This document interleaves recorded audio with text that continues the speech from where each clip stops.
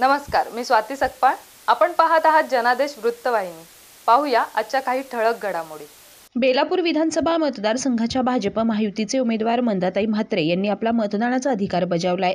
बेलापूर येथील त्यांच्या निवासस्थानाच्या जवळ असलेल्या मतदान केंद्रावर मंदाताई म्हात्रे यांनी सहकुटुंब मतदानाचा अधिकार बजावलाय. आज मी सर्व नागरिकांना आवाहन करीन की लोकशाही बळकट करण्यासाठी हा जो मतदानाचा उत्सव आहे, आपण आणि आपल्या कुटुंबासोबत या आणि मतदान करा.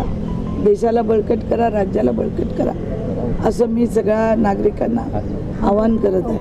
अतिशय रात्री बऱ्याच वेळा पोलिसांना मी सांगण्याचा प्रयत्न केला. प्रत्येकजण आपल्या ऑफिसमध्ये बसून घराघरात पैसे वाटत होते. चुकीची प्रथा ही सुरू झालेली आहे. मी 2 निवडणुका निवडून आलेली आहे. अशी कधी मी बघितलं नाही की घरात वोटरला पैसे देणं. आज तुम्ही 3 महिन्यांनी कॉर्पोरेशनची निवडणूक आहे. हे चुकीचा पायंडा जो पडत चाललेला आहे. कार्यकर्त्यांना जेवणासाठी, पोलिंग बूथसाठी, पोलिंगसाठी पैसे देणं वेगळी गोष्ट आहे. पण आज तुम्ही मतदारांना लालच देऊन जे मतदान घेताय ही चुकीची प्रथा आहे. त्याच्यामुळे खऱ्या अर्थाने आपण लोकशाही खिळखिळी करत आहोत.